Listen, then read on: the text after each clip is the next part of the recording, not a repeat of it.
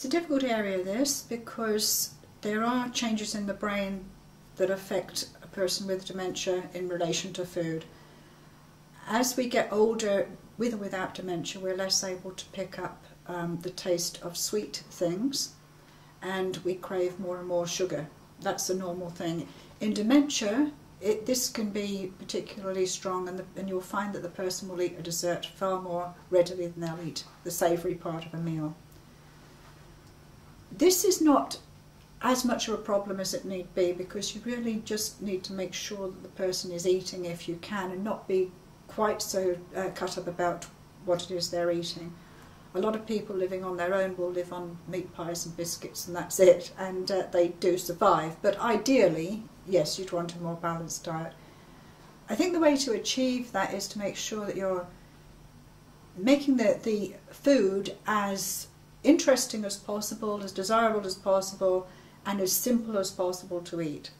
And that might be serving sandwiches already cut into four, preferably without crusts on, making sure that the filling is already in there, that an open sandwich can often be more appealing, so that you're making the food very, very visual, very familiar, and very easy to eat. In nursing homes, they'll often serve the main meal and the dessert and the drink together, and what they'll find is that people will eat the dessert and skip the main meal, and you'll also find that people will sometimes mix the two together, so they'll tip a cordial into a soup or something like that. The reason this is happening is because they're not recognising what the different types of food are, and they will eat them, and the carer will be appalled that they're eating them in that way, but actually they'll still eat them. So it's really important to serve the food in stages if you want it to be eaten in stages, but not to get too het up if the person is not eating all their vegetables, for instance, because they're still going to choose the bits that taste the nicest. If somebody wants 2 desserts, for me that's fine. I think if they are stirring the food, it's not playing with the food. What they're usually doing is a thing called perseveration, where they'll mix things up together and do an awful lot of stirring about. That's a frontal lobe feature that they're not going to be able to overcome. That's why it's important to have food served in stages. You'll often find as well that people are losing recognition of how to use knives and forks, and that's again something that comes usually with a vascular dementia, where the part of the brain, the parietal lobe of the brain, is affected, and they're not recognising the use of the cutlery or where the objects are in relation to the cutlery. So you'll often find that people will start to eat with their fingers.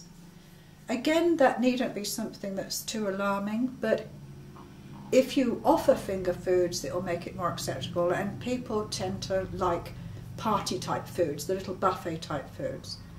The other thing is that, as I mentioned earlier, is a thing called akathisia, which is the inability to sit for any length of time. Carers are often dismayed because the person will not sit and eat a meal, but it is that the person cannot sit long enough to eat the meal, and so it's important when that stage is reached for the person to have food literally on the hop. If you have a sausage that you can give them that they can carry around and eat like a lolly, then that will work much better than trying to get them to sit and eat meat and 2 veg type meals.